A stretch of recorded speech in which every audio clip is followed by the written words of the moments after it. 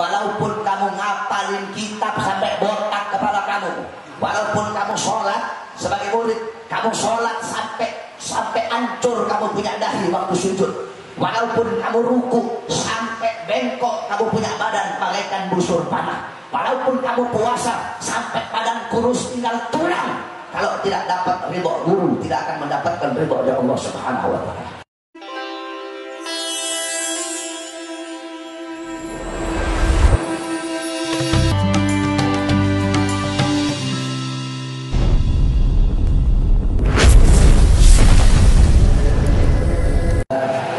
Wassalatu wassalam ala man fis sama' ismuhu Ahmad wa fil ard ismuhu Muhammad wa ala alihi wa sahbihi, amma ba'd. Yang saya cintai, yang saya muliakan, para alim ulama, para habaib, para kiai, para asatid, para tokoh masyarakat, para aparat pemerintah, wabil khusus guru kita yang mulia yang telah mendidik kita sepenuh jiwa, sepenuh hati, sepenuh raga, yaitu Al-Habib Ali Al-Baiti. Mudah-mudahan Allah panjangkan umur beliau, Allah sehatkan jasmani dan ruhani beliau, Allah permudah urusan dunia akhirat beliau. Saudara-saudara sekalian yang dimuliakan oleh Allah, begitu juga para alim ulama, para guru-guru, para kiai, para asatid, para habaib yang lain, wabil khusus para santri-santri, para pemuda-pemudi, bapak-bapak, ibu-ibu, seluruh umat baginda Nabi besar Muhammad yang selalu dimuliakan oleh Allah Subhanahu wa Ta'ala. Saudara-saudara sekalian yang dimuliakan oleh Allah, pada malam hari yang mulia ini kita duduk berkumpul bersama para ulama, berkumpul bersama para habaib, berkumpul bersama para kiai, berkumpul bersama para anak cucu Rasulullah sallallahu alaihi wasallam, yang dimana dalam hadis qala Rasul sallallahu alaihi wasallam, hum itrati khuliqu min tinati fawailun lil mukadzibina bi fadlihim, man ahabbahum ahabbahullah, man abghadahum abghadahullah. Hum itrati, mereka keluargaku, mereka anak cucuku, mereka diciptakan dari tanahku, maka celakalah bagi orang-orang yang mendustakan keutamaan mereka. Barang siapa yang mencintai mereka, Allah cinta kepadanya. Barang siapa yang membenci mereka, Allah membencinya. Dalam hadis yang lain, qala Rasul, man abghadana ahlal bait hasyarahu Allah yaumal qiyamah yahudiyan, qila in sama wa shalla, qala in sama wa shalla. Kata Nabi, barang siapa yang membenci kami ahlul bait, membenci para habaib, membenci zuriyah Nabi Muhammad sallallahu alaihi wasallam, maka kelak di akhirat Allah kumpulkan dia bersama orang-orang Yahudi. Kila, ada sahabat yang bertanya, in shoma wa shalla, walaupun dia salat ya Rasulullah, walaupun dia puasa ya Rasulullah, in shoma wa shalla, walaupun dia salat, walaupun dia puasa, kalau dia mati dalam keadaan membenci anak cucu Rasulullah, maka akan Allah kumpulkan dia bersama orang-orang Yahudi. Alhamdulillah, beruntung orang-orang suku Banjarmasin dari zaman dahulu sampai sekarang terkenal adalah salah satu suku dari beberapa suku yang terkenal yang sangat cinta kepada para habaib. Mudah-mudahan dengan berkumpulnya kita bersama anak cucu Rasulullah, Allah kumpulkan kita kelak di akhirat bersama datuk-datuk beliau, yaitu baginda Nabi besar Muhammad sallallahu alaihi wasallam.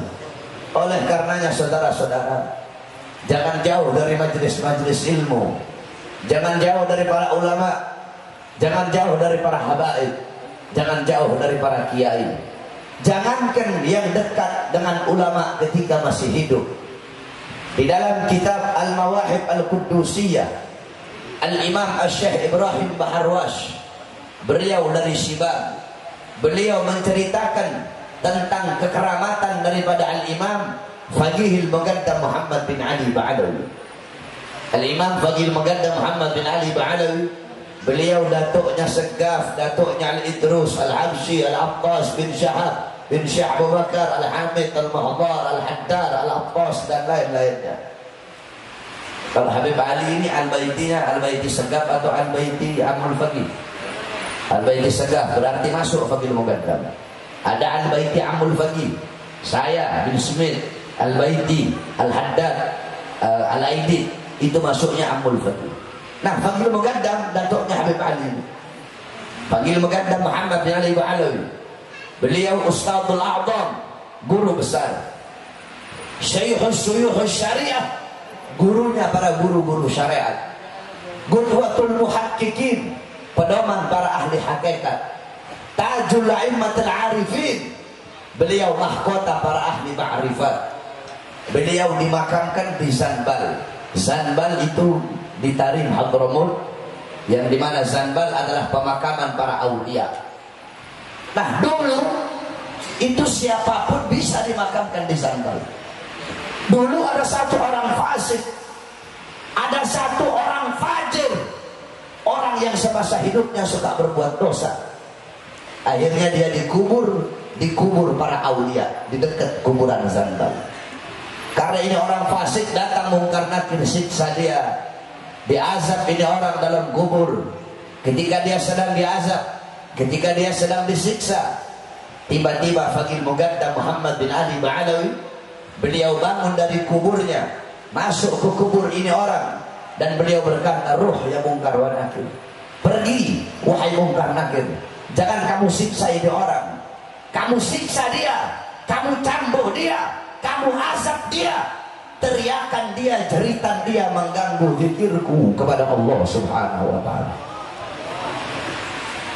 Itu orang fasik dapat syafaat gara-gara kuburnya dekat dengan kuburnya ulama, kuburnya dekat dengan kubur orang soleh.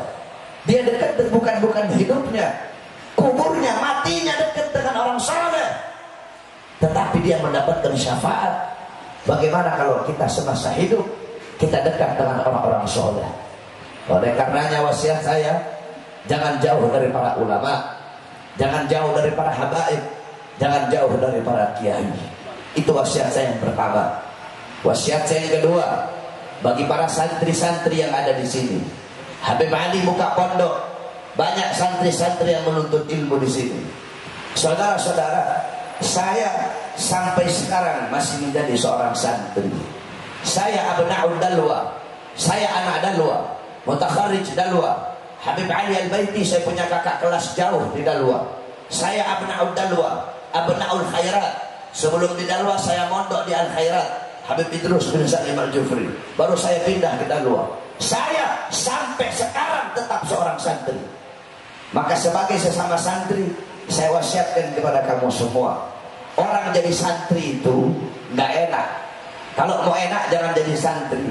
Kalau mau enak jadi artis TikTok. Jadi boho, enak kamu. Apa kata Imam Syafi'i? Kalau Imam Syafi'i, man lam yadhuk dhulla aw murra ta'allumi sa'atan tajarra'a dhullal jahli tula hayati. Barang siapa yang tidak merasakan hinanya atau pahitnya, susahnya, capeknya menuntut ilmu sesaat, maka dia akan menelan hinanya, pahitnya kebodohan seumur hidupnya. Wa qala ba'dul hukama man lam yahtamil dhulla ta'allumi sa'atan baqiya fi dhullil jahli abada. Barang siapa yang tidak tahan, tidak kuat dengan susahnya, dengan hinanya, dengan perihnya menuntut ilmu, maka yang tersisa dalam hidupnya adalah kebodohan selama-lamanya. Berarti Imam Syafi'i mengajarkan apa? Imam Syafi'i mengajarkan kepada kita, orang ngaji jadi santri itu susah, capek, lapar, jauh dari keluarga, telan semua pahitnya itu. Karena terkadang sesuatu yang pahit itu menjadi obat bagimu. Obat itu pahit, tapi dia bisa menyembuhkanmu dari macam penyakit-penyakit qahir. Ilmu, nuntut ilmu pahit, susah, capek, tetapi itu bisa menyembuhkanmu dari penyakit-penyakit batin. Oleh karenanya kamu harus siap menanggung susahnya, capeknya menuntut ilmu. Kamu kira para ulama-ulama salaf, mereka dulu mendapatkan ilmu dengan begitu saja, tanpa ada susah, tanpa ada kecapean, tanpa ada letih? Tidak, saudara-saudara. Mereka nuntut ilmu dulu capek, mereka susah, mereka kelaparan. Sampai-sampai dalam kitab Syiarul A'lam An-Nubala Al-Imam Az-Zahabi diceritakan bahwasanya Syekh Abdul Qadir Jailani, beliau waktu lagi nuntut ilmu, waktu lagi ngaji, kelaparan, saking laparnya beliau merangkak di padang pasir mencari pucuk-pucuk daun untuk dimakan, saudara-saudara. Orang ngaji susah, orang nuntut ilmu capek, hina. Apa kata Ibnu Abdullah bin Abbas?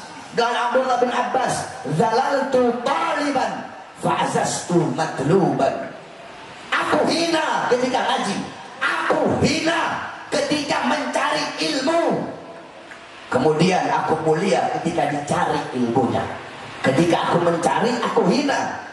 Ketika aku dicari, aku menjadi orang-orang yang mulia. Kamu pikir Habib Ali Baiti jadi seperti sekarang ini dulunya gak susah? Hah? Dulunya gak capek? Tanya dulu bagaimana kita di pondok. Kita nyapu, kita khidmat, kita ditakzir. Kalau saya subuh dulu di pondok bangunin, saya tidur di kamar mandi dulu. Habib Ali tukang gom bangun. Orang ngaji susah. Kalau mau enak jangan jadi santri. Zalaltu taliban fa'azastu matluban. Lihat bagaimana kecapean, kesusahan, mujahadah, kesungguh-sungguhan para ulama terdahulu. Al-Imam Jarir ibn Hashim. Jarir ibn Hashim selama 7 tahun belajarnya di bawah cahaya bulan. Kenapa? Gak punya uang buat beli lentera. Dalam kemiskinannya, dalam ketiadaannya masih semangat untuk nuntut ilmu. Belajarnya di bawah cahaya bulan. Nulis boy. Kenapa? Gak punya uang buat beli lentera. Al-Imam Syafi'i dalam kitab Tabaqat Syafi'iyah, dalam mukaddimahnya dijelaskan, dibawakan manaqib Imam Syafi'i. Imam Syafi'i itu orang susah, ibunya susah, ibunya tidak punya uang untuk beli kertas. Akhirnya apa? Imam Syafi'i mencari tulang-tulang onta, tulang-tulang kambing, dibikin kertas oleh beliau. Jadi nulisnya di tulang. Kalau tulang itu udah penuh, baru beliau taruh dalam botol. Seperti itu usaha mereka dalam menuntut ilmu, mujahadah mereka, kesungguh-sungguhan mereka. Dalam kitab Inbahur Ruwat ala Anba'in Nuhat dijelaskan dulu ada namanya Syekh Abdullah Az-Zubaydi. Beliau belajar nahwu kepada Al-Imam Abu Ali Al-Qali. Itu kitab Inbahur Ruwat ala Anba'in Nuhat. Itu adalah kitab yang menjelaskan tentang sirah para ahli nahwu. Nah, Al-Imam Abu Ali Al-Qali seorang nuhat, seorang ahli nahwu. Al-Imam Syekh Abdullah Az-Zubaydi belajar kepada beliau. Cuma tiap hari Syekh Abdullah Az-Zubaydi tidur di kandang gurunya. Dia tidur di kandang ternak gurunya. Kenapa? Untuk berada di barisan paling depan di dalam menuntut ilmunya Allah Subhanahu wa ta'ala. Seperti itu. Kemudian Al-Imam Ibn Jandal Al-Qurtubi. Ibn Jandal Al-Qurtubi, bukan Abu Jandal Mulewudi, bukan. Al-Imam Ibn Jandal Al-Qurtubi, beliau belajar kepada Al-Imam Ibn Mujahid. Itu beliau saking pengen berada di barisan paling depan, beliau masuk lorong. Itu lorong makin hari makin sempit. Ketika beliau keluar dari lorong, ternyata kulit-kulitnya udah sobek, semua kulitnya berdarah. Kulitnya nempel di lorong. Kenapa? Karena pengen berada di barisan paling depan untuk menuntut ilmunya Allah Subhanahu wa ta'ala. Jadi laisal mar'u yuladu aliman. Tidak ada seseorang yang dilahirkan dalam keadaan alim. Ilmu itu didapat dengan belajar, dengan ta'lim, dengan mujahadah, dengan khidmat. Oh, bapak kamu kiai, bapak kamu guru, kakek kamu guru, kamunya gak belajar, kamu tidak bisa menjadi seorang guru. Emang ilmu didapat dengan nasab?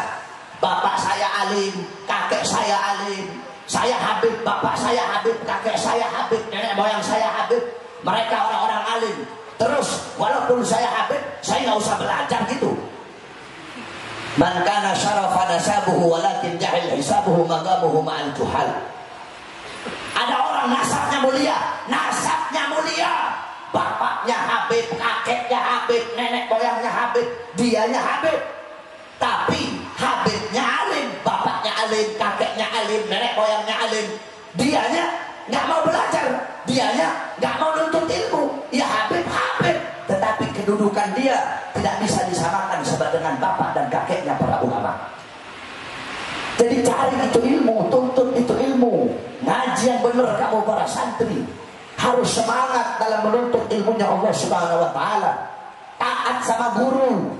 Kamu punya guru Habib Adi Al-Baiti, taat kepada semua perintah beliau. Akhlaknya yang benar, adabnya yang benar dijaga. Ini saya lihat banyak orang-orang sekarang ini. Orang-orang sekarang kalau udah merasa dekat sama guru, merasa dekat sama Habib Ali Baiti, udah merasa derajatnya sama. Kedekatan kamu dengan guru tidak akan menyetarakan derajatmu di sisi Allah dengan seorang guru. Jadi jangan sampai kamu salah gunakan. Oh tenang, saya dekat sama Habib Ali kok, saya dekat sama Habib Bahar kok. Tidak ada itu saudara-saudara. Orang tua, itu orang tuamu yang melahirkanmu. Kata Nabi orang tua ada 3. Yang pertama yang melahirkanmu itu bapak ibumu. Yang kedua yaitu orang tua yang anaknya kau ambil sebagai istrimu, yaitu mertuaku. Yang ketiga yaitu gurumu. Yang ketiga ini yang paling afdol dari keduanya. Sampai-sampai ada satu orang yang dimana beliau itu lebih memuliakan guru daripada orang tuanya. Ditanya, ya Syekh, ya Imam, kenapa kamu lebih memuliakan guru daripada orang tua? Kenapa kamu lebih mengedepankan, mengutamakan guru daripada orang tua? Apa jawab beliau? Li'anni abi sababul hayatil baqiyati wa ustadzi wa syaikhi wa murabbir ruhi wa muallimi wa muaddibi sababul hayatil baqiyati. Orang tuaku, bapak ibuku adalah sebab adanya aku di dunia yang fana ini. Sedangkan guruku, pengajarku, pendidikku, mereka adalah sebab kehidupanku yang kekal kelak, yaitu di akhirat. Sampai-sampai dalam kitab Shaibul Afkar dijelaskan ada satu syair. Anak pondok pasti tahu ini syair. Gum lil muallimi wa fihi tabjila kadal muallimu an yakuna. Ada yang tahu? Kadal muallimu an yakuna Rasulullah. Berdirilah, sambut kau punya guru, berikan penghormatan kepadanya, takdim kepada guru, sambut kau punya guru. Berdiri, sambut gurumu, muliakan kau punya guru. Kenapa? Kadal muallimu an yakuna Rasulullah. Karena hampir-hampir saja seorang guru itu derajatnya sama seperti Nabi, sama seperti Rasul, hampir saja. Karena begitu mulia dan begitu agung seorang guru. Akhlaknya yang benar, adab sama guru dijaga. Rendahkan suara di hadapan guru.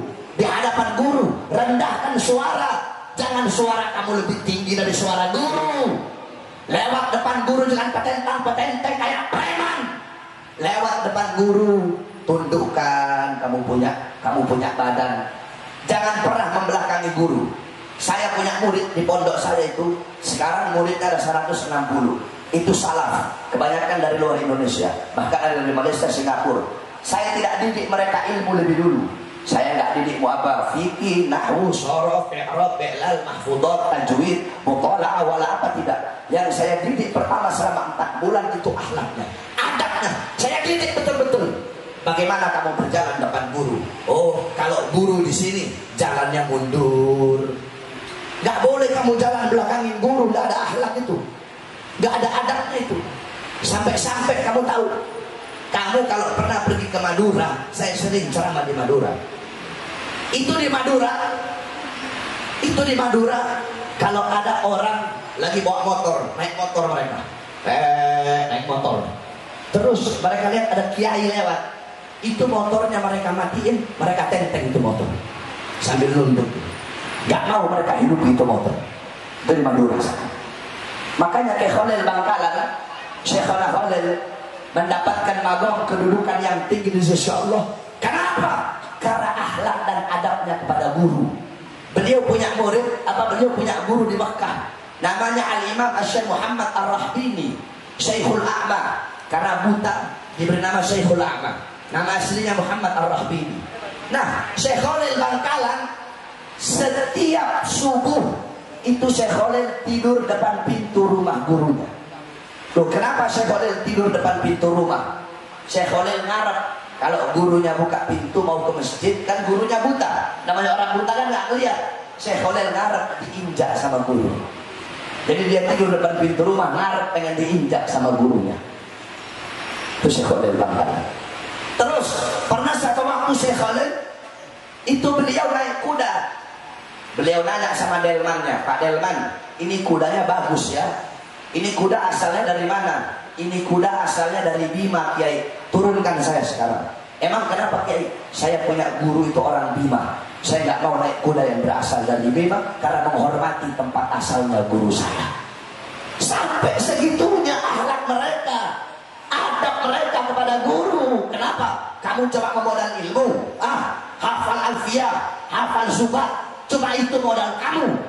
Walaupun kamu ngapalin kitab sampai botak kepala kamu, walaupun kamu sholat sebagai murid, kamu sholat sampai hancur kamu punya dahi waktu sujud, walaupun kamu ruku sampai bengkok kamu punya badan bagaikan busur panah, walaupun kamu puasa sampai badan kurus tinggal tulang, kalau tidak dapat ridho guru, tidak akan mendapatkan ridho dari Allah Subhanahu wa Ta'ala.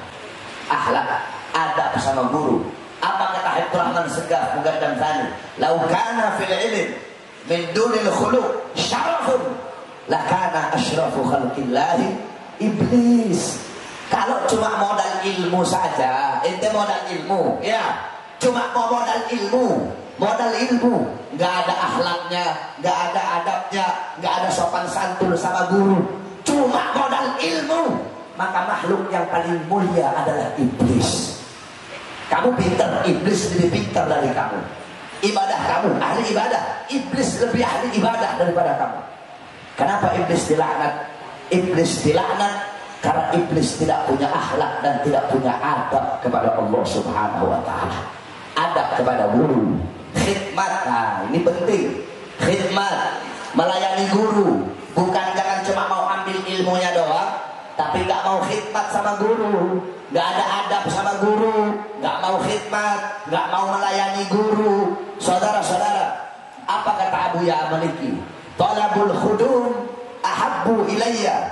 Kata Abu Ya Maliki, seorang murid yang berkhidmat, melayani gurunya, berbakti kepada gurunya, membantu urusan-urusan pesantrennya, itu lebih aku senangi daripada murid yang bersungguh-sungguh dalam belajar. Maka yang paling banyak dapat manfaat itu santri yang dulu di pondok khidmat sama guru. Mereka yang paling banyak dapat manfaat dan paling banyak mendapatkan keberkahan. Khidmat kamu sama guru, takzim sama guru, muliakan kamu punya guru, taruh guru kamu di atas kepala bagaikan mahkota dan letakkan dirimu di bawah kaki guru bagaikan alas kaki. Kamu punya guru, taruh di atas kepala, diri kamu taruh di bawah kaki bagaikan alas kakinya guru kamu. Guru kamu taruh di atas kepala bagaikan mahkota. Jangan ada sampai rasa suudon kepada guru. Sampai-sampai apa kata Habib Abdullah bin Al-Haddad, dosa kepada orang tua, kepada siapapun bisa diharapkan. Tapi kalau dosa kepada guru, susah untuk diharapkan ampunannya dari Allah Subhanahu wa Ta'ala.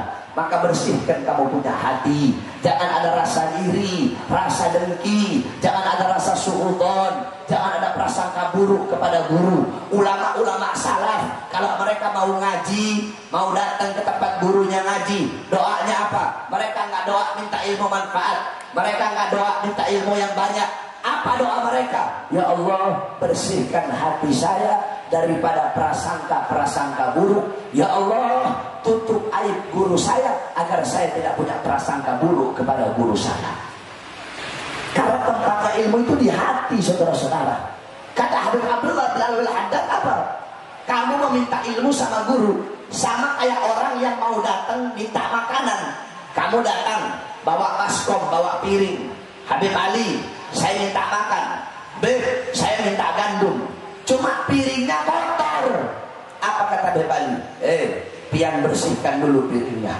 Nanti kalau piringnya udah bersih, baru bawa kemari. Baru saya kasih makanan.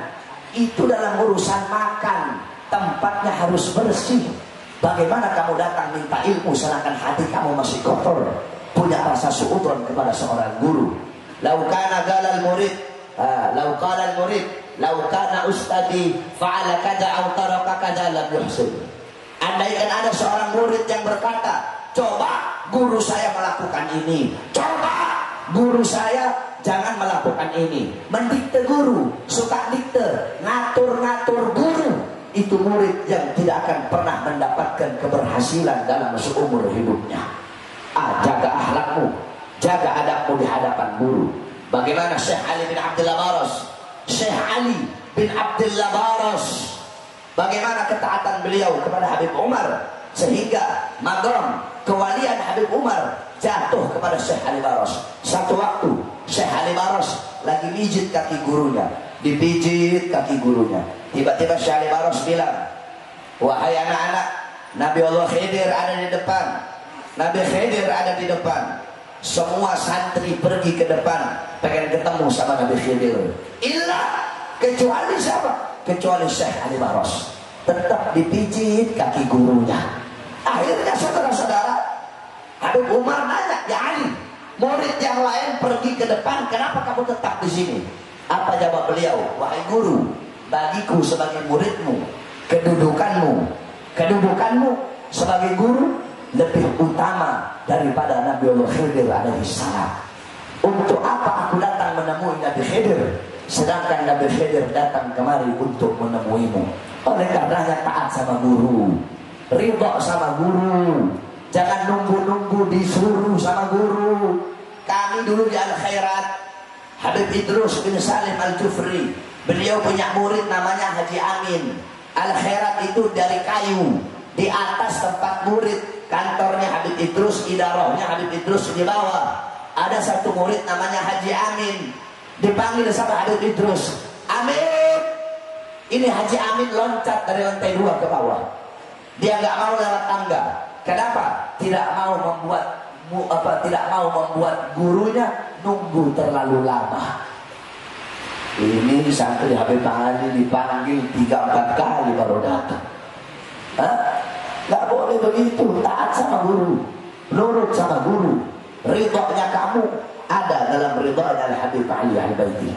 Itu wasiat saya kedua bagi santri-santri Habib Ali Al-Baiti. Kemudian wasiat saya yang ketiga, saya hanya beri 4 wasiat saja karena saya belum tidur, jadi hanya 4 saja. Yang ketiga, bulan depan adalah bulan haji, yang dimana pasti banyak sekali daripada jamaah yang ada di Banjarmasin yang akan berangkat haji ke Baitullah. Betul? Pasti banyak. Nah, saya wasiatkan kepada kamu, kami punya guru Al-Habib Saleh Al-Idrus yang ada di Malang. Beliau berwasiat. Apa wasiat beliau? Kata beliau, haji itu di dalamnya itu terdapat 4 amal ibadah sekaligus. Apa saja? Pertama, ibadah gauliyah, ibadah yang berkaitan dengan ucapan tertentu seperti talbiyah, labbaik Allahumma labbaik, labbaik Allah syarika laka labbaik. Yang kedua, ibadah badaniyah, ibadah yang bertumpu kepada kekuatan jasad, kekuatan badan. Yang ketiga, ibadah maliyah, ibadah yang bertumpu kepada harta, harus punya kesanggupan harta, mengeluarkan harta, mengorbankan harta agar sampai ke Baitullah. Nah, yang keempat adalah ibadah qalbiyah, membutuhkan kebersihan hati, kejernihan hati untuk pergi haji ke Mekah. Nah, saya wasiatkan bagi kamu yang nanti mau pergi haji, bersihkan kau punya hati, jernihkan kau punya jiwa, pasang niat yang baik, pasang niat yang bagus. Apa niat yang baik? Apa niat yang bagus? Ya Allah, saya niat haji untuk menggugurkan kewajiban hajiku bagi orang yang pertama kali naik haji. Ya Allah, saya niat haji untuk menjadi tamumu. Ya Allah, saya niat haji untuk mencari ridhamu. Ya Allah, saya niat haji untuk menjadi hamba-hamba yang rindu kepadamu. Ya Allah, saya niat haji agar mendapatkan keberkahan dari tanah haram. Jangan ini orang-orang sekarang enggak. Niat hajinya kebalik. Saya niat haji biar nanti saya pulang orang-orang panggil saya haji. Saya niat haji biar nanti kalau saya pulang saya bisa pakai peci putih. Saya niat haji biar nanti kalau saya pulang orang-orang hormat sama saya, orang-orang pandang saya, orang-orang takdim sama saya, orang-orang muliakan saya. Ini niat-niat yang tidak